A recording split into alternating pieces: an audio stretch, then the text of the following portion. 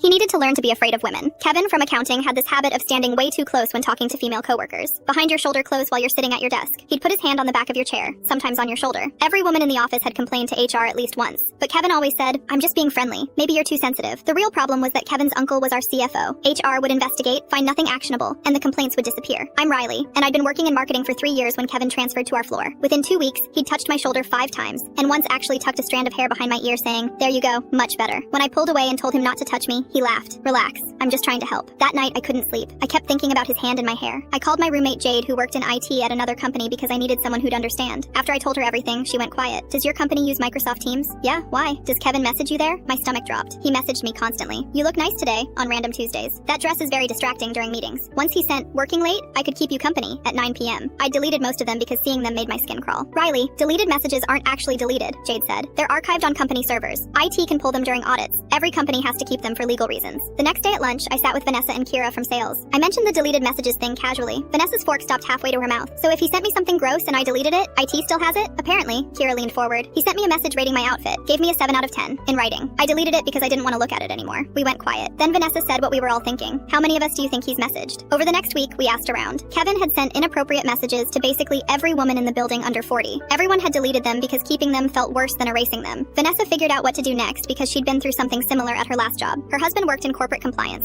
She remembered he said formal regulatory complaints about harassment that mentioned electronic evidence triggered mandatory IT audits. Kira knew someone at the EEOC from a seminar. She reached out because she genuinely wanted to know if we had a real case. Her contact said pattern complaints with evidence of company inaction got taken seriously. 8 of us met at Vanessa's apartment on a Saturday. We created a document listing every inappropriate message, every unwanted touch, every dismissive comment, dates, times, witnesses. We attached our previous HR complaints that went nowhere. Then we filed with the EEOC, not for revenge, but because we were tired of dreading Monday mornings. 3 weeks later, an external auditor showed up. Kevin was completely confident that morning. I saw him in the break room smirking at Vanessa. "Another complaint? You girls really need a hobby." Vanessa looked him in the eye. "We have one. It's watching you." The investigator interviewed all of us separately. When they got to Kevin, I was nearby and heard him say, "I may have sent some friendly messages, but I deleted anything that could be misunderstood, so there's no proof." Then the investigator's response. "Actually, your IT department just provided us with full message recovery going back 18 months. We have everything." Dead silence. The recovery pulled up over 200 inappropriate messages across 12 women. Comments about bodies, clothes, relationship status, messages to his buddy saying, "These girls can't take a compliment," and "I just delete my messages now, they can't prove anything," and "My uncle will handle it." Kevin was fired within a week. The company sent an all-staff email about termination due to harassment violations. They didn't name him, but everyone knew. 2 months later, Kevin applied to 3 companies in our industry. All 3 called our HR for references. He didn't get any of the jobs. I saw him at a coffee shop near our office 6 months later. He saw me and moved to the opposite side of the shop. I texted Vanessa. "Just saw Kevin. He ran away from me." She replied, "Good." Now whenever a new guy starts and gets too comfortable, someone tells him about Kevin, about how 8 women used the company's own systems against him, about how deleted doesn't mean gone.